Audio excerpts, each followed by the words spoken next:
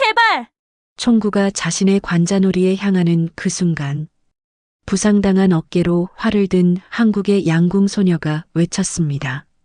너도 나처럼 아팠으니까 몸도 마음도. 콜럼바인 고등학교에 울린 총성, 절망에 빠진 미국 소년과 희망을 품은 한국의 양궁 소녀. 과연 무엇이 그들의 운명을 바꿨을까요? 외할머니의 마지막 유언. 급할수록 숨부터 고르렴. 그러면 길이 보인다. 오늘도 함께 해주신 여러분, 이야기가 기대되신다면 무료인 구독, 좋아요 버튼을 눌러주세요. 그리고 지금 어디서 어떤 마음으로 이 이야기를 듣고 계신지 댓글로 나눠주시면 감사하겠습니다. 그럼 이제 한번 들으면 절대 잊을 수 없는 이야기 속으로 들어가 보실까요? 그럼 지금부터 미국 고등학교에서 실제로 벌어진 놀라운 이야기를 들려드리겠습니다. 콜럼바인 고등학교 체육관 구석에는 오래된 관역이 벽에 붙어 있었습니다. 수많은 화살이 지나간 자국들이 동그랗게 누적되어 있었죠. 박진아는 손등에 감긴 테이핑을 만지작거리며 천천히 숨을 들이마셨습니다. 하나, 둘, 셋. 왼쪽 어깨가 욱신거렸습니다. 한국에서 양궁 유망주였던 진아는 회전근개 부상으로 국가대표의 꿈을 접어야 했어요. 그리고 석 달 전 이곳 미국으로 유학을 왔습니다. 선수로 못 가면 관객으로라도, 아니 취미로라도 계속 쏘자. 그게 진아가 스스로에게 내린 판결이었어요. 하교길이면 호스트맘 헬렌이 운전하는 차에서 80년대 팝송이 흘러나왔습니다. 주말에는 H마트에 가서 농심 라면과 엄마가 좋아하던 유자차를 샀죠. 집에 돌아오면 카카오톡 전화로 한국의 엄마와 시간을 맞춰 통화했습니다. 어젯밤에도 그랬습니다. 한국은 오후 2시, 여기는 밤 11시였죠. 엄마는 항상 점심을 먹고 나서 진아에게 전화를 걸었어요. 진아야, 오늘은 어땠어? 어깨는 괜찮고? 괜찮아요, 엄마. 조금씩 나아지고 있어요. 거짓말이었습니다. 어깨는 여전히 아팠고 무엇보다 마음이 아팠어요. 한국에 있을 때는 양궁장에서 보내는 시간이 하루의 전부였는데 이곳에서는 그저 취미로 활을 만지는 것만으로도 감사해야 했으니까요. 엄마도 내 나이 때 그랬어. 직장에서 스트레스 받을 때마다 숨 모으는 연습을 했거든. 내 외할머니가 가르쳐 주신 거야. 외할머니가요? 진아는 궁금했습니다. 외할머니에 대한 이야기는 늘 단편적으로만 들어왔거든요. 그래. 외할머니는 젊었을 때 궁도를 하셨어. 지금의 양궁이랑은 다르지만 활 쏘는 건 마찬가지였지. 특히 숨 쉬는 법을 중요하게 생각하셨어. 서울올림픽 때 텔레비전으로 양궁 경기를 보시면서 늘 말씀하셨거든. 저 아이들이 금메달을 따는 건 기술이 아니라 마음 때문이야 라고. 진아의 가슴이 따뜻해졌습니다. 외할머니는 진아가 중학생일 때 돌아가셨는데 양궁을 하셨다는 이야기는 처음 들었어요. 외할머니가 직접 가르쳐 주신 거예요? 응. 내가 20살 때쯤 직장에서 힘들어하니까 외할머니가 뒤뜰에서 가르쳐 주셨어. 숨을 모으면 마음이 고요해지고 마음이 고요해지면 길이 보인다고 하시면서 말이야. 그때는 무슨 말인지 몰랐는데 내가 양궁을 시작하고 나서야 알겠더라. 그래서 엄마가 저한테 양궁을 시키신 거예요? 아니야. 내가 초등학교 때 양궁장 앞을 지나가다가 직접 하고 싶다고 했잖아. 그때 엄마는 깜짝 놀랐어. 혹시 외할머니의 피가 흐르는 건 아닌가 싶어서. 진아는 그때를 기억했습니다. 초등학교 4학년 때였죠.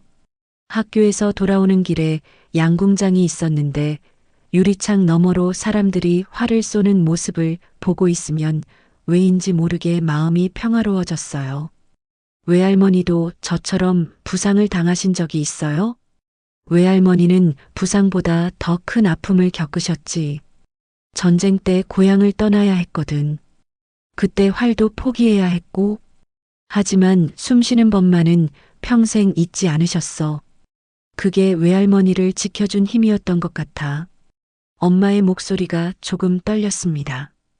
진아도 덩달아 코끝이 시큰해졌어요. 진아야, 내가 지금 힘들어하는 거 엄마가 다 알아. 하지만 기억해. 활은 관역을 마치는 도구가 아니라 마음을 다스리는 도구야. 외할머니가 그러셨거든. 통화를 끝내고 나서 진아는 한참 동안 창밖을 바라보았습니다. 엄마의 목소리에는 80년대에서 90년대 한국의 냄새가 섞여 있었어요. 분식집 앞에서 떡볶이 200원, 국민체조 음악, 금성 텔레비전의 둔탁한 화면, 그리고 무엇보다 세대를 거쳐 전해 내려온 외할머니의 지혜가 느껴졌습니다. 학교 양궁 동아리는 K-팝과 K-드라마의 바람을 타고 생겨난 작고 느슨한 모임이었습니다. 진아의 역할은 자세 잡아주는 선배였죠. 화살을 쏠 때마다 그녀의 기억 속 한국체육관의 매캐한 바닥 냄새가 되살아났습니다. 체육관에서 후배들을 가르치는 시간이 진아에게는 가장 평화로운 순간이었어요. 아이들이 활을 잡는 손에 힘이 들어가면 진아는 조용히 다가가서 어깨를 톡톡 두드려줬습니다. 긴장하지 마세요. 활은 친구예요. 적이 아니라. 18살 진아에게 이 말은 자신에게 하는 위로이기도 했습니다. 부상 이후 활이 원망스러웠던 적이 한두 번이 아니었거든요. 하지만 여기서 이 아이들과 함께 있으면 활은 다시 친구가 되어 주었어요. 언니, 어떻게 하면 한 번에 정중앙을 맞출 수 있어요? 정중앙을 맞추려고 하지 마세요. 그냥 숨만 잘 쉬어봐요. 외할머니 말씀처럼 숨을 모으면 관역은 저절로 보일 거예요. 진아는 아이들에게 외할머니로부터 이어받은 양궁 철학을 전해주었습니다. 그것은 단순히 기술이 아니라 삶을 바라보는 자세였어요. 체육관 창문 너머로는 가을 바람이 스쳐 지나갔습니다. 단풍잎들이 바람에 흩날리는 모습을 보며 진아는 외할머니 생각에 잠겼어요. 만나보지 못한 외할머니의 손길이 지금도 진아의 어깨를 다독여주는 것 같았습니다. 그러나 평화는 언제나 얇은 유리처럼 반짝이며 깨질 준비를 마치고 있는 법입니다. 진아는 아직 몰랐어요. 이 조용한 일상이 곧 산산조각 날 것이라는 걸. 그날 점심시간 도서실에서 진아가 교과서 반납을 도와주고 있을 때였습니다. 입구에 서 있던 학교 경비원의 무전기가 지직거리는 소리를 냈어요. 타일러 그랜트, 교정 주변에서 목격됨. 접근 금지 대상자. 타일러. 진아의 손이 잠시 멈췄습니다. 지난 봄에 퇴학당한 학생이었죠. 학교에서는 그에 대한 소문이 많았어요. 괴롭힘에 시달렸다는 이야기, 창고에서 불법 물품이 발견됐다는 이야기, 그리고 학교 측이 서둘러 그를 내보냈다는 이야기까지. 진아가 타일러의 얼굴을 실제로 본 건 딱 한 번뿐이었습니다. 바로 이 도서실에서였죠. 몇 달 전 진아가 한국 역사 자료를 찾고 있을 때 타일러가 다가와서 온라인 번역기로 서툰 한국어를 보여주며 웃었어요. 안녕하세요. 응, 안녕.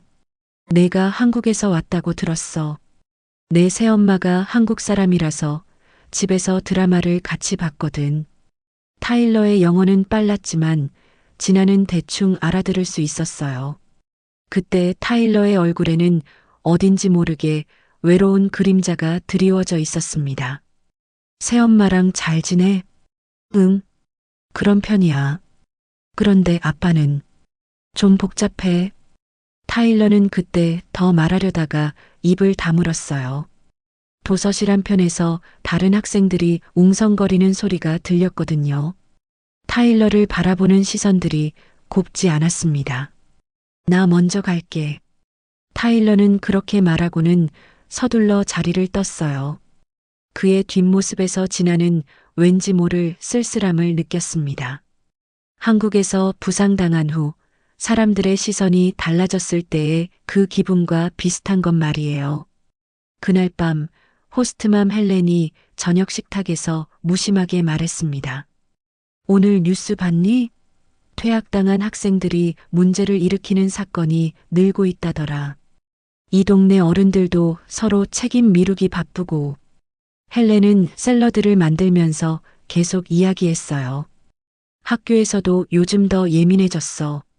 뭔가 사건이 터지기 전에 미리 차단하려고 하는 것 같은데 그 과정에서 억울한 아이들이 생기는 것 같아. 진아는 손가락으로 컵받침의 원을 따라 돌렸습니다. 한국에서 부상 이후 진아도 책임과 원망 사이에서 오래 미끄러졌거든요. 어디서부터 어긋났을까? 그 질문이 늘 가슴 어딘가에 들어앉아 있었어요. 진아는 어떻게 생각해? 학교에서 문제 학생들을 미리 걸러내는 게 맞을까? 잘 모르겠어요. 저도 한국에서 부상당했을 때 사람들이 저를 다르게 봤거든요. 문제가 있는 선수라고 생각하는 것 같았어요.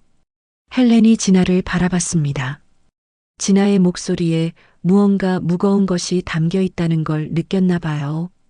그때 기분이 어땠어? 외로웠어요. 그리고 화났어요. 저는 아무 잘못도 안 했는데 왜 사람들이 저를 그런 식으로 보는지 이해할 수 없었거든요. 다음 날 아침 학교 전체에 문자 알림이 울렸습니다. 기상훈련 실시 예정. 모든 학생과 교직원은 지시에 따라 행동 바람. 아이들은 대수롭지 않게 웃었어요.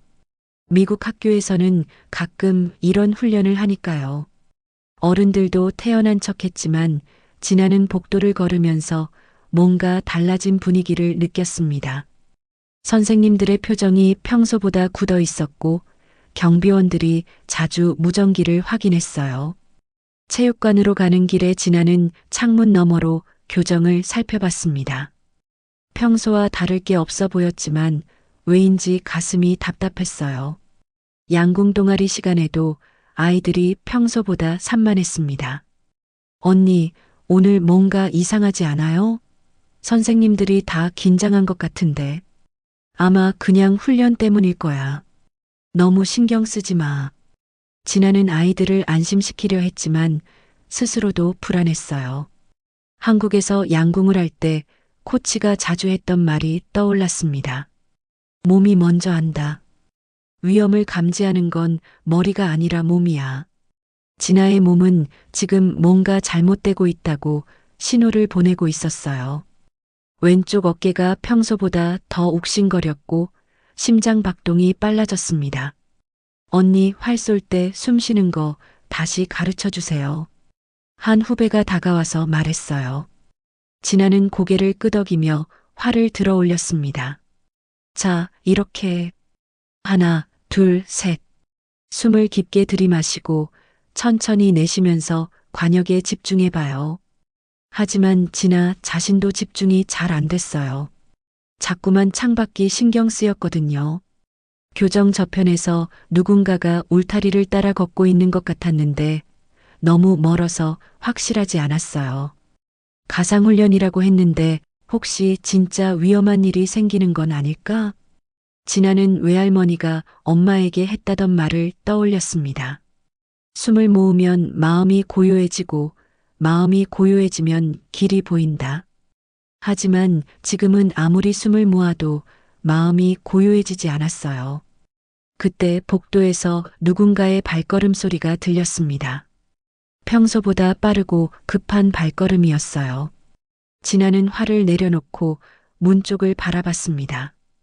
뭔가 시작되고 있었어요. 좋지 않은 일이.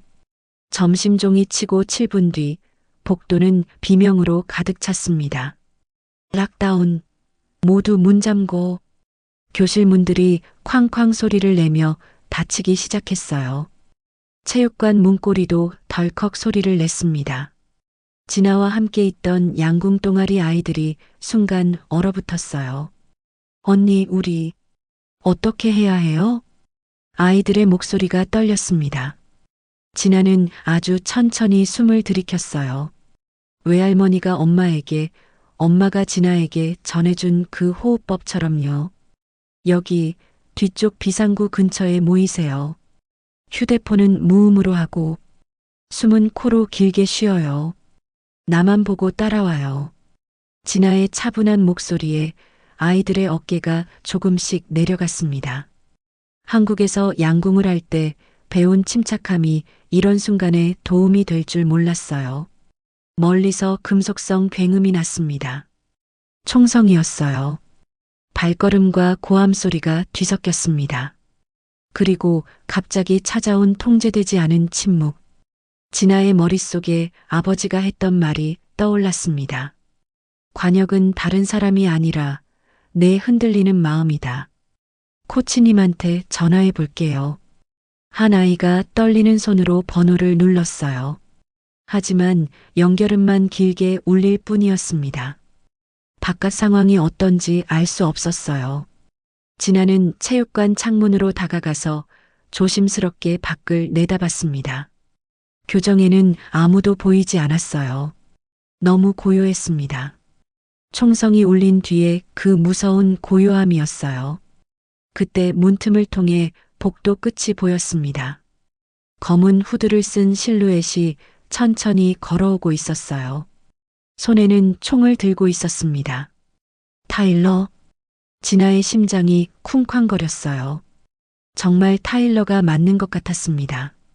도서실에서 만났던 그 외로운 눈빛의 소년이 지금 총을 들고 복도를 걷고 있었어요. 언니, 저기. 한 아이가 진아의 어깨를 툭툭 쳤습니다. 아이도 복도의 실루엣을 봤나 봐요. 조용히 해요. 소리 내면 안 돼요. 진아는 아이들을 뒤쪽으로 더 물러나게 했습니다. 비상구까지는 약 10m 정도였어요. 아이들을 안전하게 대피시켜야 했습니다. 타일러는 복도를 따라 천천히 걸으면서 중얼거리고 있었어요. 누구도 믿어주지 않았어. 누구도. 그의 목소리에는 깊은 절망이 담겨 있었어요. 진아는 체육관 구석에 놓인 낡은 활 한 자루를 바라봤어요. 그 활이 진아를 부르는 것 같았습니다. 하지만 총을 든 상대에게 활이 무슨 소용이 있을까요? 뛰어들지 마. 내가 무슨 경찰도 아니고. 그런데 동시에 다른 생각이 들었어요. 도서실에서 만났던 타일러의 모습이 떠올랐습니다. 새엄마 이야기를 하며 잠깐 보여준 그 외로운 미소. 그때 타일러는 이런 일을 저지를 사람 같지 않았어요. 진아는 스스로에게 말했습니다. 숨을 모아. 뛰어들 땐 단 하나의 이유만 들고 가자.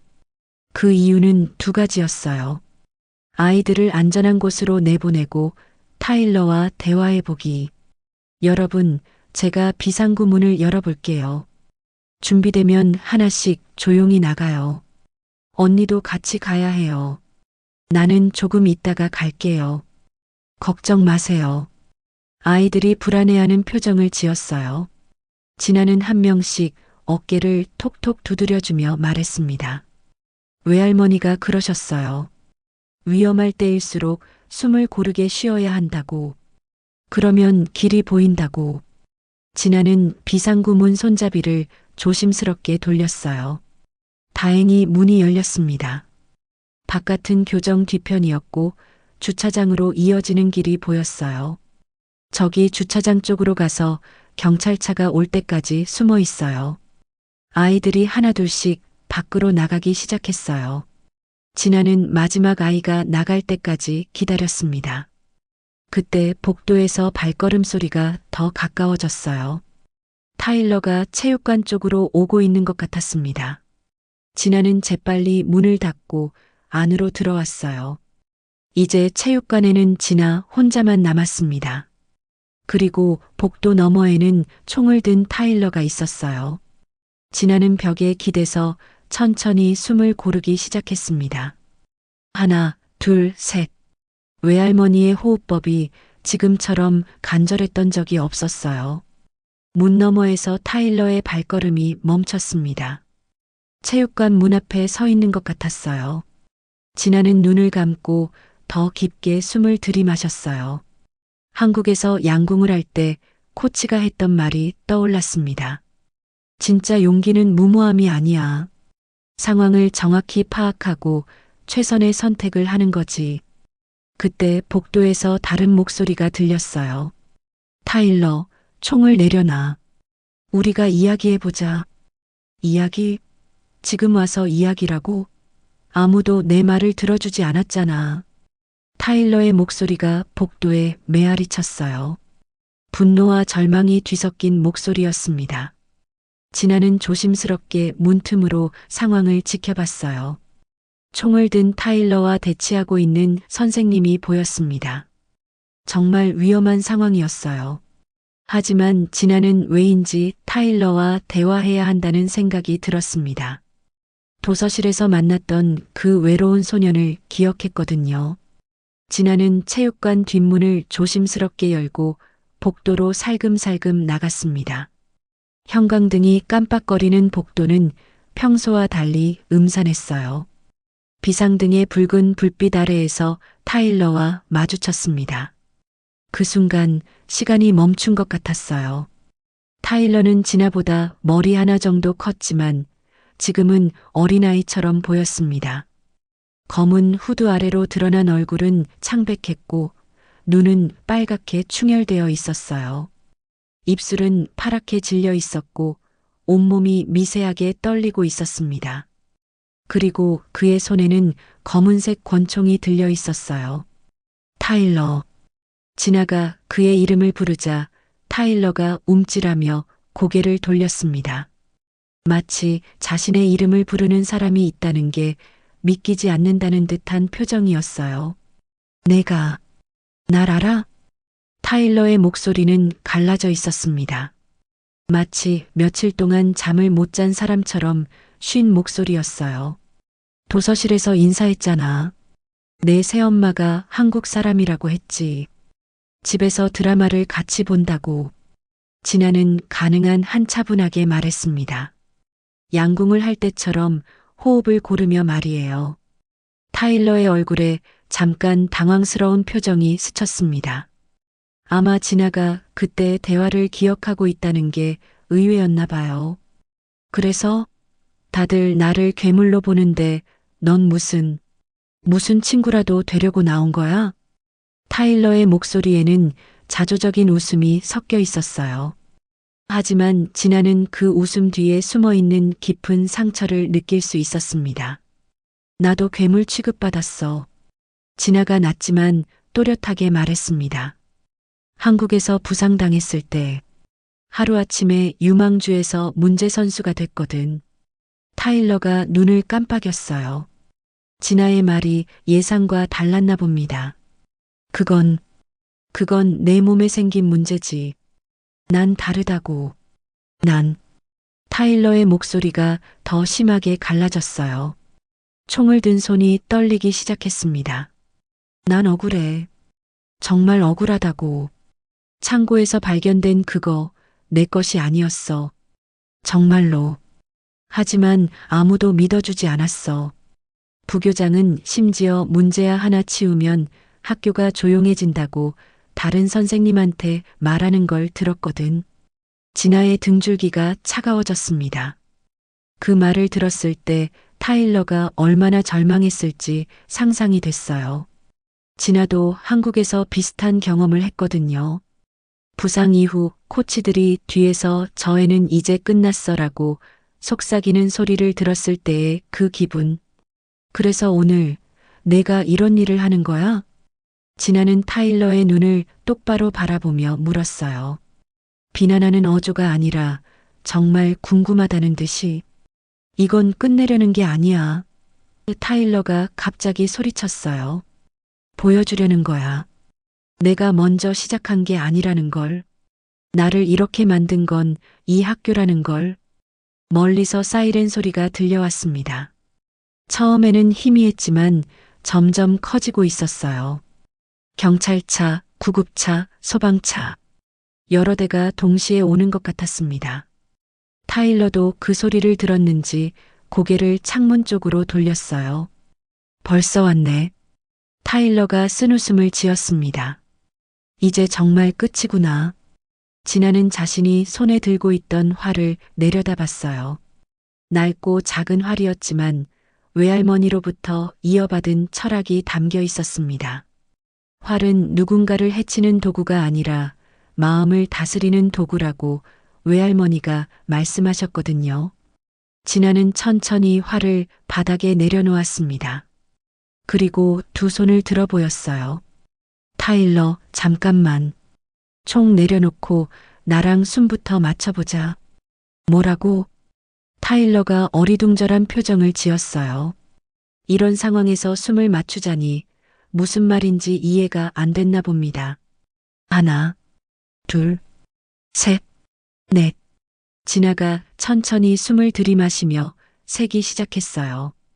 외할머니가 엄마에게, 엄마가 진아에게 가르쳐준 그 호흡법이었습니다. 아이처럼 단순하지만 강력한 리듬이었어요. 신기하게도 타일러의 어깨가 조금씩 내려가기 시작했어요.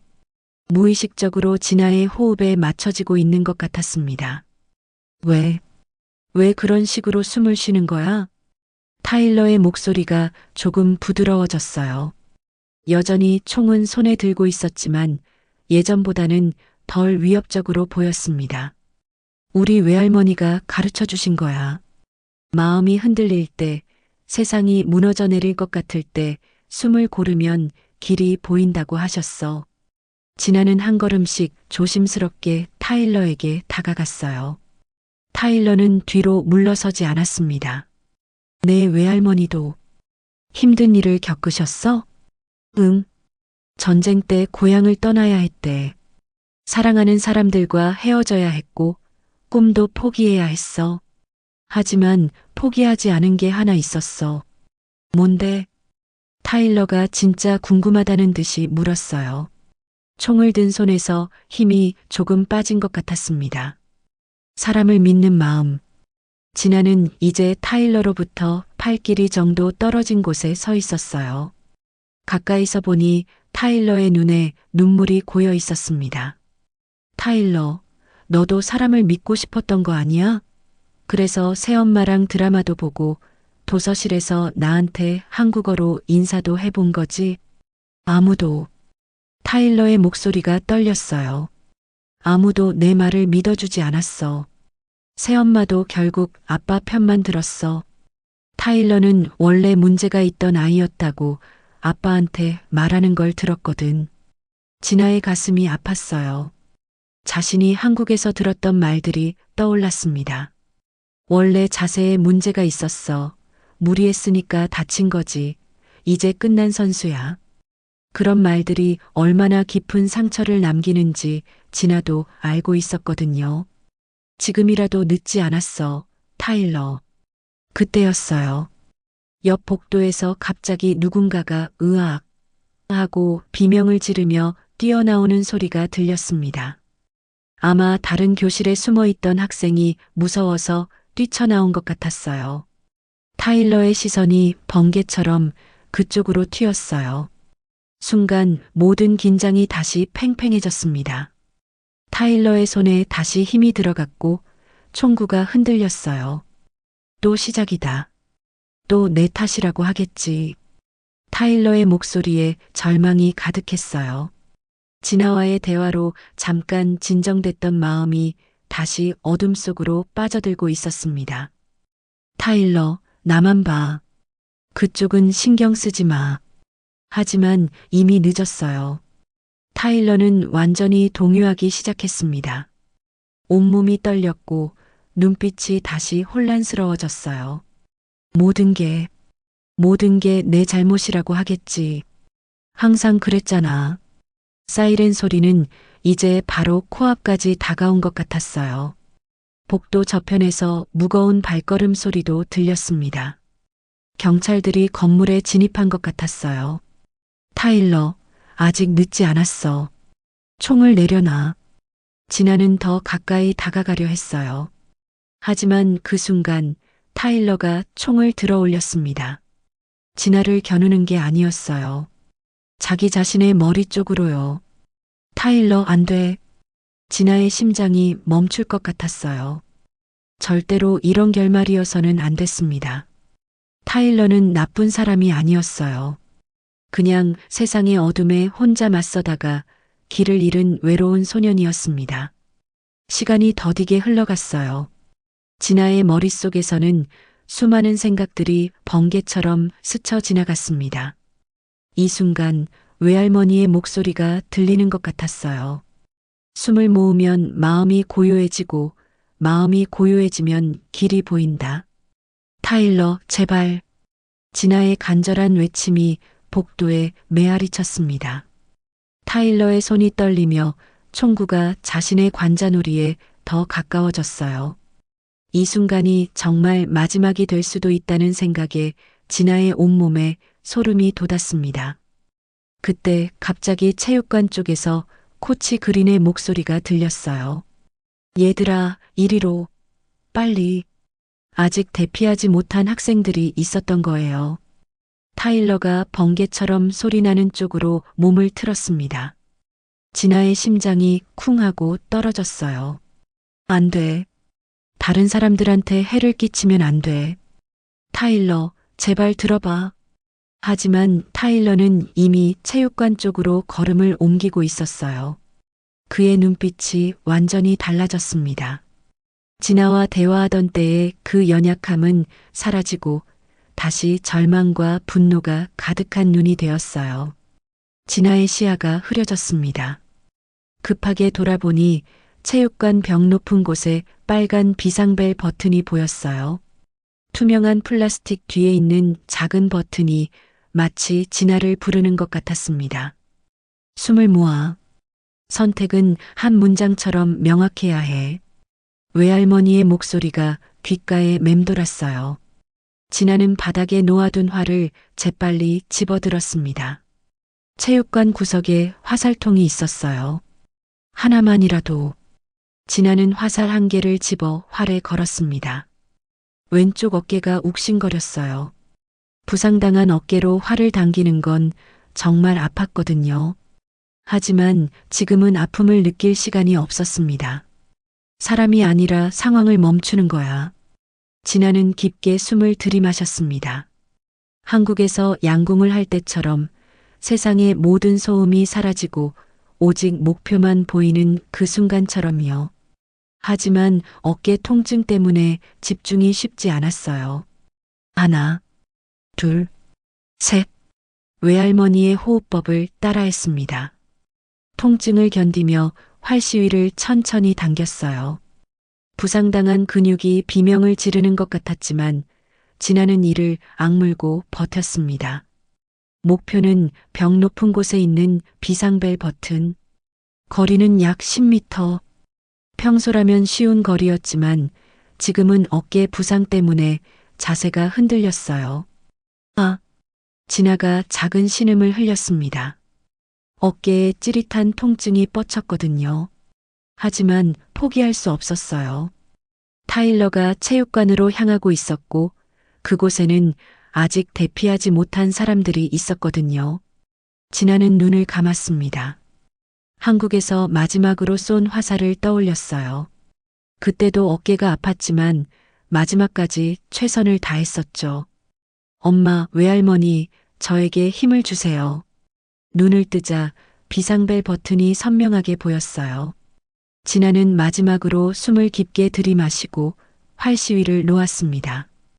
휘익. 화살이 공기를 가르며 날아갔어요. 부상당한 어깨로 쏜 화살이라 완벽하지는 않았지만 방향은 정확했습니다.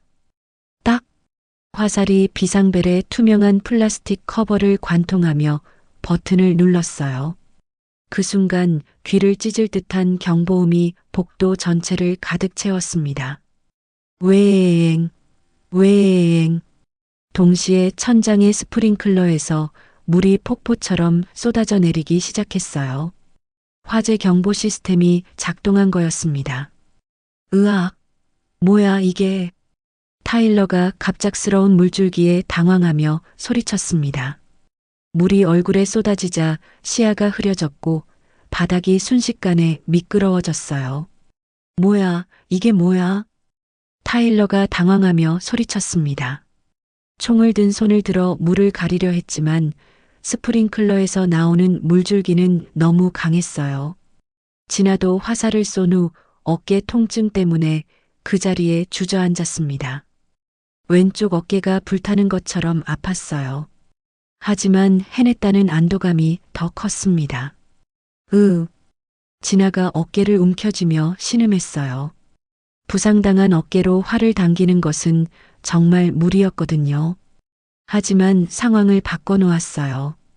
그때 복도 저편에서 중무장한 경찰들의 구령 소리가 들렸습니다. 무기를 버리고 손을 들어, 바닥에 엎드려. 여러 목소리가 한꺼번에 들려왔어요. 타일러의 동공이 흔들렸습니다. 사방에서 들려오는 소리, 쏟아지는 물, 울리는 경보음. 모든 게 혼란스러웠어요. 타일러는 균형을 잃고 벽에 기대었습니다. 젖은 바닥이 너무 미끄러웠거든요. 그의 얼굴에는 더 이상 분노가 아니라 완전한 혼란이 드러났어요. 진아는 어깨 통증을 참으며 일어났습니다. 물에 흠뻑 젖었지만 타일러에게서 눈을 떼지 않았어요. 이 혼란 속에서도 타일러와의 연결고리를 놓치면 안 됐거든요. 타일러, 나야. 진아야. 진아가 어깨를 부여잡으며 큰 소리로 불렀어요. 경보음 때문에 목소리가 잘 들리지 않았거든요. 지금 총을 내려놓으면 돼. 아직 늦지 않았어. 하지만 타일러는 진아의 말을 제대로 듣지 못하는 것 같았어요. 사방에서 들려오는 소리들이 너무 많았거든요. 다 내 탓이야. 다 내가 망쳤어. 타일러가 벽에 등을 기대고 주저앉았어요. 총은 여전히 손에 들고 있었지만 이제는 무기라기보다는 무거운 짐처럼 보였습니다. 진아는 어깨 통증을 참으며 조심스럽게 타일러에게 다가갔어요. 각 걸음마다 어깨에서 찌릿한 통증이 올라왔지만 지금이 마지막 기회일 수도 있었거든요. 타일러, 내 목소리 들려? 진아가 타일러 앞에 무릎을 꿇고 앉았어요. 어깨가 아파서 한쪽으로 몸이 기울었지만 타일러의 눈을 똑바로 바라봤습니다. 왜 나한테 이렇게 해주는 거야? 어깨도 아픈데. 타일러가 진아의 불편한 자세를 알아차렸나 봐요. 그의 눈에는 눈물과 물이 섞여 흘러내리고 있었습니다. 너도 나처럼 아팠으니까. 몸도 마음도. 진아의 대답은 단순했어요. 하지만 그 단순함이 타일러의 마음을 건드렸습니다. 복도에서는 경찰들의 발걸음이 점점 가까워지고 있었어요. 선택의 순간이 다가오고 있었습니다.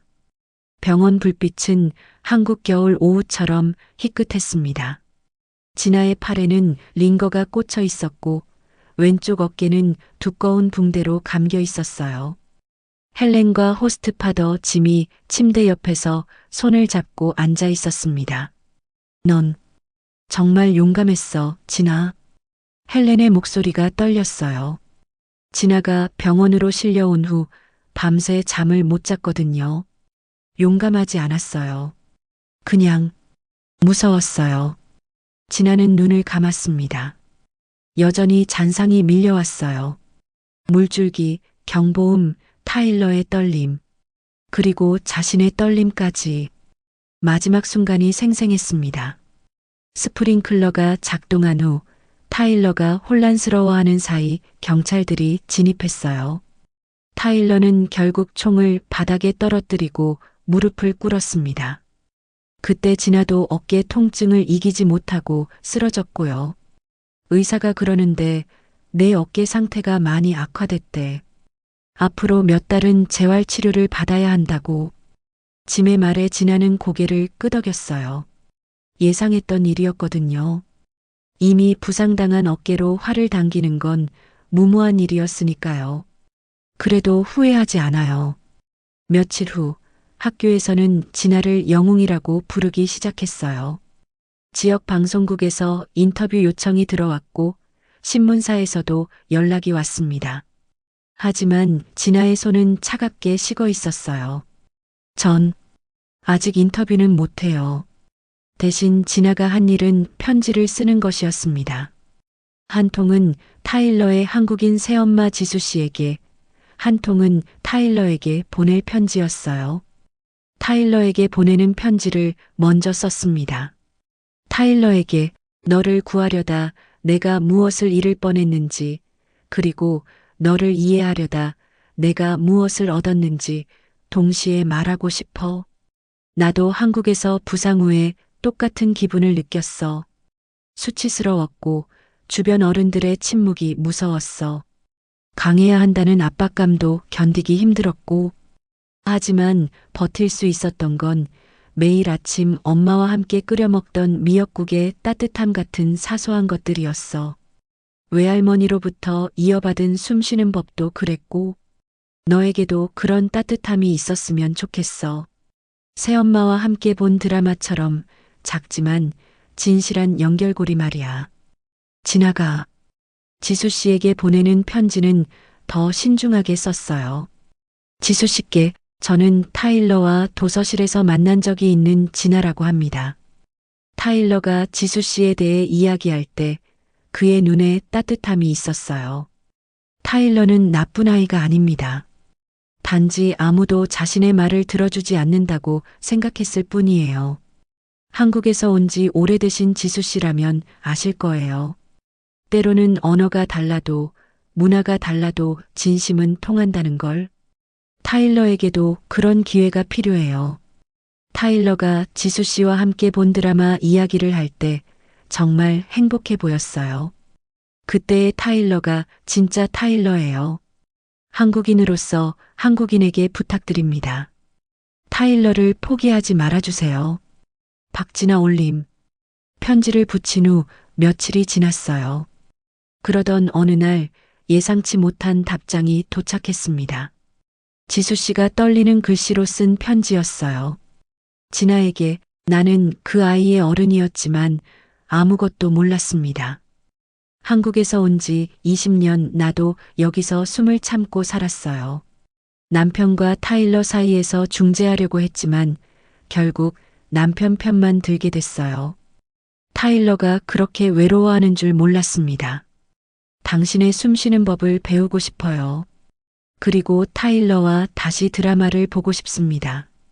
이번에는 정말로 그 아이의 말에 귀 기울이면서요. 고맙습니다. 당신이 타일러를 포기하지 않아서. 김지수.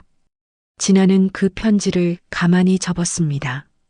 창밖으로는 겨울이 다가오고 있었어요. 나뭇잎들이 하나둘씩 떨어지고 있었지만 그 모습이 슬프지 않았습니다. 봄을 준비하는 과정이라는 걸 알고 있었거든요. 일주일 후 또 다른 편지가 도착했어요. 이번에는 타일러로부터였습니다. 진아야, 내가 말한 숨쉬는 법을 연습하고 있어. 쉽지 않지만 조금씩 나아지고 있는 것 같아. 지수 엄마 이제 정말 엄마라고 부르기로 했어와 긴 대화를 했어. 처음으로 서로의 마음을 제대로 들었던 것 같아. 나는 용서를 구하는데 평생이 걸릴 거야. 그래도 시작은 해야겠지. 고마워, 진아.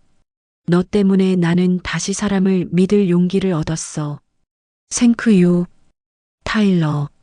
진아는 조용히 눈을 감았습니다.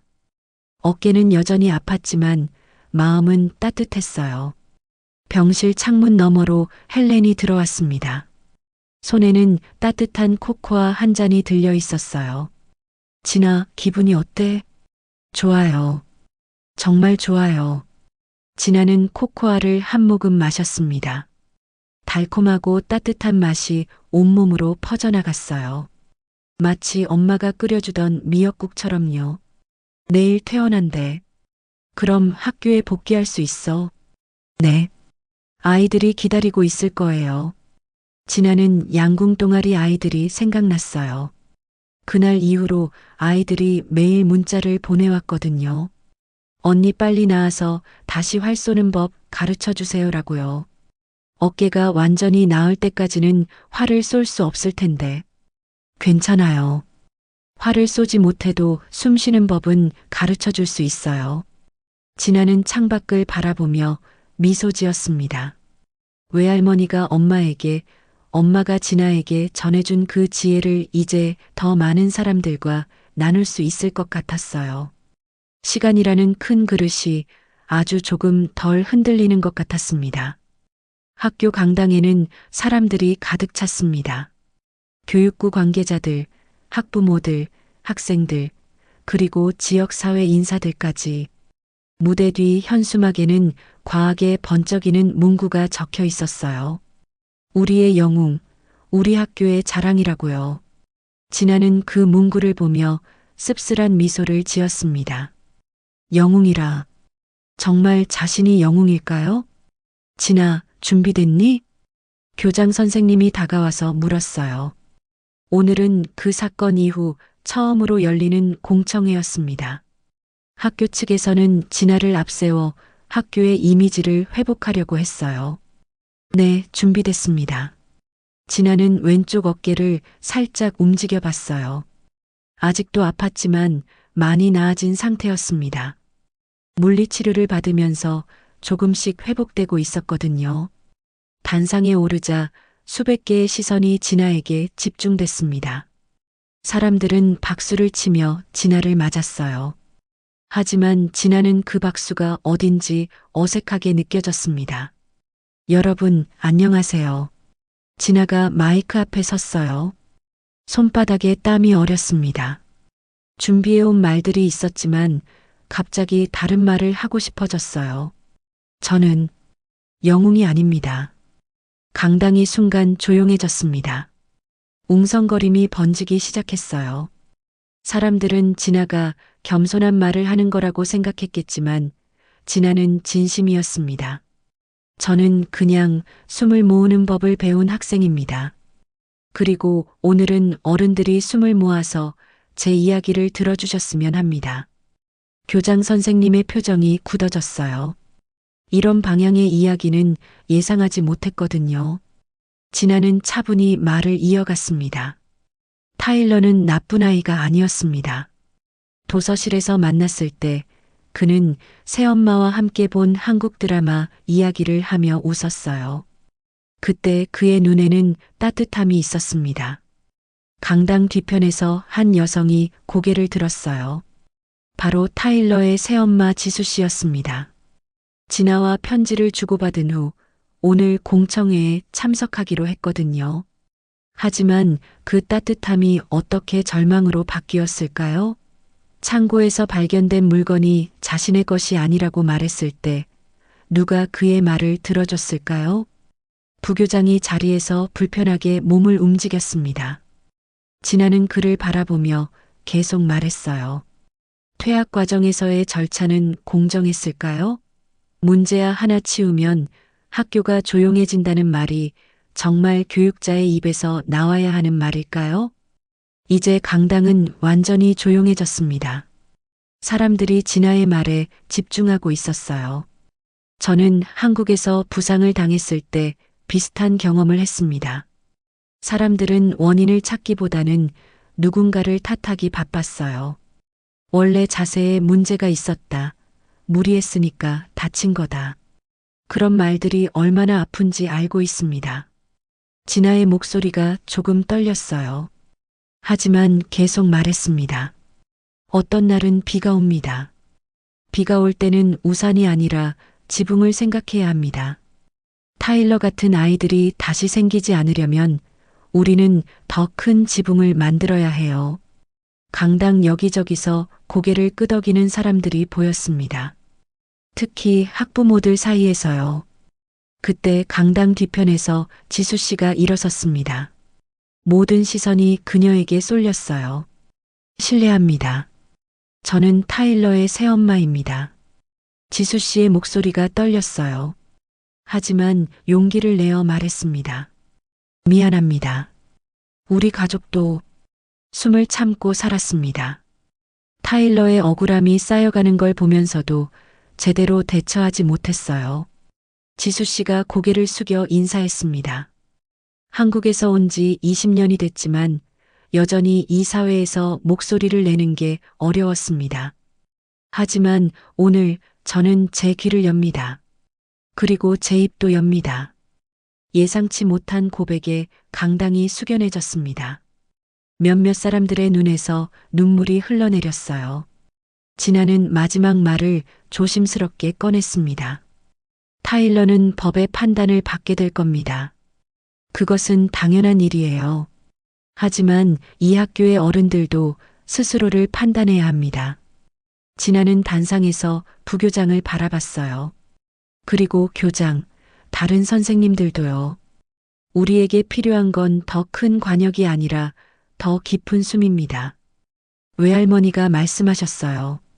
숨을 모으면 마음이 고요해지고 마음이 고요해지면 길이 보인다고요. 진아가 단상에서 내려오자 양궁 동아리 아이들이 조용히 다가와 진아의 손을 잡았습니다.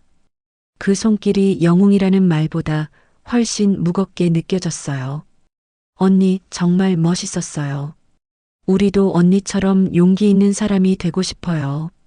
아이들의 말에 진아는 비로소 진짜 미소를 지었습니다. 공청회가 끝난 후 몇몇 학부모들이 진아에게 다가왔어요. 진아야, 정말 고마워. 우리 아이도 학교에서 힘든 일이 있었는데 내 말을 듣고 용기를 얻었어. 앞으로 학교가 달라져야겠네. 우리도 노력할게. 사람들의 반응은 진아가 예상했던 것과 달랐어요. 비난보다는 공감이 더 많았습니다. 교장 선생님이 진아에게 다가왔어요. 진아, 오늘 내 말. 많은 생각을 하게 됐어. 학교도 변해야겠구나. 선생님, 저희가 도울 수 있는 일이 있으면 말씀해 주세요. 진아는 정말로 그렇게 생각했어요. 비난만으로는 아무것도 바뀌지 않으니까요. 강당을 나서면서 진아는 지수 씨와 마주쳤습니다. 진아야, 정말 고마워. 내가 아니었으면 우리 가족은 영원히 서로를 이해하지 못했을 거야. 지수 씨도 용기를 내주셔서 고마웠어요. 타일러는 어때요? 많이 나아졌어. 상담도 받고 있고 우리도 가족 상담을 시작했어. 길은 멀겠지만 포기하지 않을 거야. 진아는 고개를 끄덕였어요. 모든 것이 완벽하게 해결된 건 아니지만 적어도 대화가 시작됐습니다. 그것만으로도 큰 변화였어요. 집으로 돌아가는 길에 진아는 하늘을 올려다봤습니다. 구름 사이로 햇살이 스며들고 있었어요. 마치 희망처럼요. 몇 달이 흘렀습니다. 학교 체육관 벽에는 작은 프로그램 안내문이 붙어 있었어요. 숨골 프로젝트, 숨 쉴 틈 만들기, 양궁 호흡과 감정 리셋 워크숍이라고 적혀 있었습니다. 진아가 직접 이름을 지었어요. 제주도 돌속 숨구멍처럼 도시의 아이들에게도 마음의 숨구멍이 필요하다고 믿었거든요. 언니, 오늘도 숨 쉬는 거 가르쳐 주세요. 양궁 동아리 아이들이 지나 주위로 모여들었어요. 이제는 동아리뿐만 아니라 다른 학생들도 많이 참여했습니다. 특히 마음에 상처가 있는 아이들이 하나둘씩 찾아왔어요. 좋아요. 오늘은 활 없이 해볼까요? 진아의 어깨는 많이 나아졌지만 아직 완전하지 않았어요. 하지만 상관없었습니다. 활을 들지 않아도 할 수 있는 것들이 많았거든요. 자, 모두 편한 자세로 앉으세요. 눈을 감고 하나, 둘, 셋. 아이들이 진아의 목소리에 맞춰 천천히 숨을 쉬기 시작했어요. 체육관 안에 고요함이 흘렀습니다. 그 고요함 속에서 아이들의 마음도 조금씩 평화로워졌어요. 언니, 이거 정말 신기해요. 마음이 차분해져요. 맞죠? 우리 외할머니가 가르쳐 주신 거예요. 대대로 이어져 내려온 지혜죠. 진아는 아이들에게 외할머니 이야기를 들려줬어요. 전쟁을 겪으면서도 포기하지 않았던 외할머니의 강인함, 그리고 그 강인함을 지탱해준 마음의 평화에 대해서요.